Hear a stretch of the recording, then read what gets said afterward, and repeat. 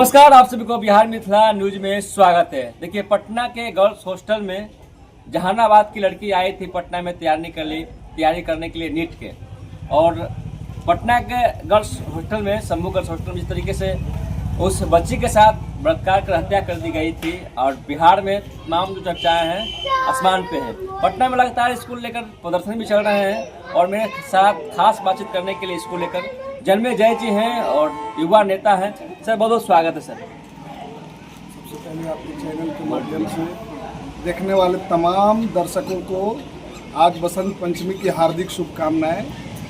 आप जिस टॉपिक पे चर्चा करने के लिए बातचीत शुरू किए हैं, यह बेहद बिहार के लिए शर्मनाक बात है। और जो बिहार के गृह मंत्री हैं, जो गृह मंत्री का पदभार संभालते ही कहे कि अपराधी बिहार छोड़ दें, नहीं तो फिर बक्से नहीं जाएंगे, तो मैं पूछना चाहता हूं कि सम्राट चौधरी जी, आप बताइए कि अपराधी तो बिहार छोड़ दिया, तो शंभू गर्ल्स हॉस्टल के अंदर जो हमारी बहन पढ़ाई कर रही थी, उनके साथ दरिंदगी कौन कर रहा है? कहीं सत्ता संरक्षित गुंडे तो नहीं है ना? कहीं आपके इशारे पर आपके चमचे बेलचा तो कांड नहीं कर रहे हैं ना? पटना का एसएसपी बेशर्मी के साथ कहता है कि लड़की के साथ रेप नहीं हुआ है, जबकि पोस्टमार्टम की रिपोर्ट पुष्टि करती है कि लड़की के साथ गैंग रेप हुआ है। शर्म नहीं आता है गृह मंत्री को? इसको तत्काल इस्तीफा दे देना चाहिए सम्राट चौधरी को। सुशासन की सरकार है, बुलडोजर चल रहा है, अपराधी नहीं छोड़े जाएंगे। या तो अपराधी पिंडदान करने के लिए तैयार है, या तो बाहर से बाहर चल जाए। बट उसका बयान आता है मन से। आप अमित शाह के क्रोनोलॉजी को समझिए। अमित शाह कहता है कि क्रोनोलॉजी को समझिए। अच्छा, बड़ा गृह मंत्री है, छोटा गृह मंत्री है सम्राट चौधरी। हाँ। कहने का मतलब है कि अपराधी बिहार नहीं छोड़िए। हाँ। आम इंसान को रहने के लिए बिहार में जगह नहीं है। गुंडे बिहार में रहेंगे और सत्ता के संरक्षण में रहेंगे, और सम्राट चौधरी तमाम तरह के माफियाओं से कमीशन लेके अपना कुर्सी को मजबूत करेंगे। बोले सुशासन की सरकार है, फिर से गवर्नर नीतीश कुमार है। इस बात को कहने में कोई गुरेज नहीं है कि नीतीश कुमार का कार्यकाल एक समय में 2005 से 10 का रहा है। हाँ। लेकिन आज वो नीतीश कुमार नहीं है जो नीतीश कुमार 2005 से 10 के समय में थे। आज नीतीश कुमार सिर्फ और सिर्फ एक रिमोट, एक कठपुतली, जो भी आप उदाहरण पेश करना चाहते हैं करें, लेकिन आज नीतीश कुमार सिर्फ और सिर्फ 4 लोगों के चाकरी के अंदर बंधे हुए हैं, और इनका कुछ चल नहीं रहा है। इनको सिर्फ और सिर्फ नशा और नींद का दवा दे करके बतौर फाइल पे साइन कराने के लिए, रिमोट कंट्रोल के लिए एक मुख्यमंत्री बने। मुख्यमंत्री के बेटे हैं निशांत कुमार जी, उनको लाया जा रहा है जदयू में। तमाम जो चर्चाएं हैं जदयू कर रहे हैं कि निशांत जी को राजनीतिक में आना चाहिए। भी हुआ है और अब भी हुआ। क्या सोचते हैं युवा के बारे में आप? निश्चित तौर पे हमारा देश 65% युवाओं का देश है। खासतौर पे बिहार के परिप्रेक्ष्य में अगर हम कहें, यहाँ भी लगभग 40+ युवाओं की आबादी है। तो अगर युवाओं की आबादी जिस राज्य में और देश में ज़्यादा होगी, तो युवाओं के हाथ में अगर जिम्मेदारी होगी, तो निश्चित तौर पर देश और राज्य का विकास होगा।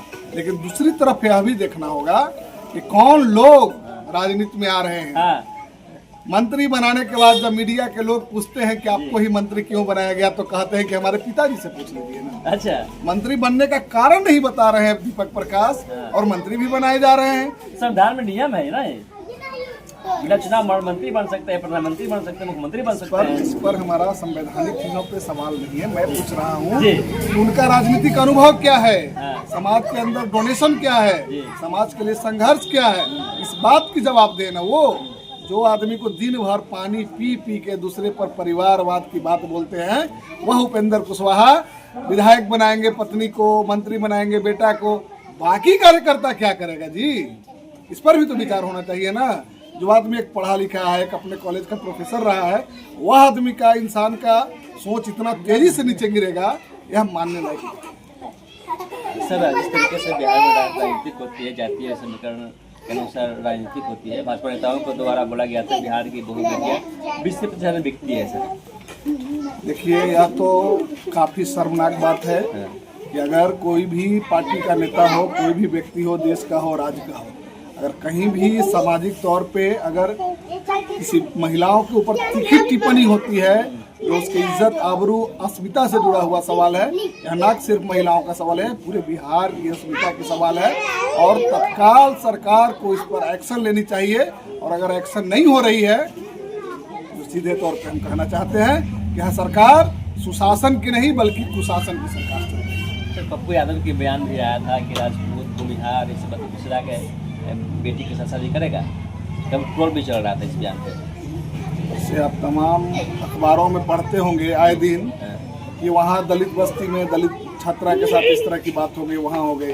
अभी ऐसा सुना है आपने कि कोई दलित लड़का हो और सामान्य घर की श्रेणी की लड़कियों के साथ छेड़छाड़ हुआ हो? शादी करने का मामला आया था सर, पप्पू यादव का बयान था। मैं वही बोल रहा हूँ कि आरक्षण कहने का मतलब यह नहीं होता है कि सिर्फ नौकरी और नामांकन में।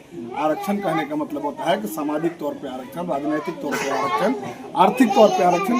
जब तक एक पूरे कॉम्बिनेशन कोलैबोरेट करके नहीं मिलेगा तब तक आप अनइक्वलिटी की लड़ाई खत्म नहीं कर सकते। बाबा साहब भीमराव अम्बेडकर ने कहा कि गैर बराबरी नहीं होनी चाहिए समाज। अच्छा। और सिर्फ 10 साल के लिए आरक्षण का परिसीमन बनाया गया था कि जो लोग पिछले पायदान पे हैं उनको भी बराबर लाया जाए, उसके बाद आरक्षण की जरूरत नहीं। लेकिन जो भी राजनेता लोग हुए आरक्षण को अपना राजनीतिक की चाबी बनाए और अब तक उस ताला को खोलने के लिए चाबी का इस्तेमाल। अब देख सकते हैं कि चुनाव के पहले कैसे रेवड़ियां बांटी जा रही थी। अच्छा। क्या है, मैंने एक तरफ कोड ऑफ कंडक्ट लागू है, चुनाव का आचार संहिता लगा हुआ है, और दूसरी तरफ एक एक वोटर के खाते में खटाखट रुपया जा रहा है। कहीं न कहीं यह लोकतंत्र को कमजोर करने की साजिश है और संविधान और कोर्ट और चुनाव प्रक्रिया सब पे सवालिया निशान है। तो बंगाल में भी ये मॉडल अपनाई जाएगी क्या? आपको लगता है कि जो लोग हैं ये मॉडल बंगाल में लाएंगे? ममता जी तो वहाँ तैनात है कि मोदी जी बंगाल में न चल रहे। देखिए, सिंपल बात है, कुछ लोग ऐसे भी देश में हुए, उदाहरण के लिए गांधी जी, कि जिन्होंने आज तक कोई भी एक चुनाव नहीं लड़ा, किसी भी पद को सुशोभित नहीं किया, लेकिन जो उनका देश के अंदर योगदान है वह अविस्मरणीय है, अतुलनीय है। उनका तुलना किसी और व्यक्ति से नहीं किया। लेकिन भाजपा के लोग सिर्फ और सिर्फ राजनीतिक लाभ के लिए ही बात करते हैं, राजनीतिक लाभ के लिए ही काम करते हैं। न इनको देश से मतलब है, न देश की जनता से मतलब है, न देश के सिस्टम से मतलब है। तमाम चीज़ों को बेचने पे उतावरा है, तमाम अस्मिता को दांव पे लगा रहे हैं। बिहार की बेटियों का मजाक बना रहे हैं, बिहार की अस्मिता का मजाक बन रहा है। आप देख रहे हैं कि किस तरह से ट्रंप देश को धमका रहा है, और जो कहते हैं कि 56 इंच का सीना है वो चूड़ी उनको पहन लेना चाहिए। विश्व गुरु है। हाँ, तो एक तरफ विश्व गुरु उनको बना रहे हैं, उनका स्वागत में रहते हैं, G20 कराते हैं, और दूसरी तरफ रुपए का लेवल कहाँ जा रहा है यह बताने की जरूरत नहीं। सर, भाजपा के राष्ट्रीय अध्यक्ष बनाए गए हैं बिहार से ही नितिन नवीन जी, युवा हैं और आप भी सर युवा हैं, और विश्व की सबसे बड़ी पार्टी है भाजपा। तो बिहार से राष्ट्रीय अध्यक्ष बनाए गए हैं और उस पर तमाम जो लोग हैं बधाई दे रहे हैं, तो आप क्या सोचते हैं इसमें? सबसे पहली बात यह पूरी तरह फेक है। भाजपा विश्व की सबसे बड़ी पार्टी है, भाजपा के तमाम नेता बोलते हैं। ठीक है, मैं इस बात को नहीं मानता, और ये कहीं भी रिटेन कोई दस्तावेज नहीं है कि विश्व की सबसे बड़ी पार्टी भाजपा जी। मैं इस बात को कतई स्वीकार नहीं करता हूं। लेकिन दूसरी तरफ अगर नितिन नवीन जी को, बिहार के निवासी हैं, बिहार के नौजवान हैं, और इनको राष्ट्रीय अध्यक्ष की जिम्मेदारी दी गई है, तो नो डाउट ये बधाई के पात्र है। और बिहार का एक एक लोग इस काबिल है। जो 2 गुजराती मिलकर देश को बेच रहे हैं, बिहार का 2 लोग चाहे तो पूरे देश को संभाल सकते हैं। अच्छा। आप उदाहरण के लिए देख सकते हैं, जब देश आज़ाद हुई तो सबसे पहला राष्ट्रपति बिहार में दिया। जब बिहार में राष्ट्रपति दे सकते हैं देश को, तो देश चलाने की बारी आएगी तो बिहार पीछे नहीं। धन्यवाद। हमेर साहब जन्म में जयजीत हैं और युवा नेता हैं, और युवा नेता का पहचान में है।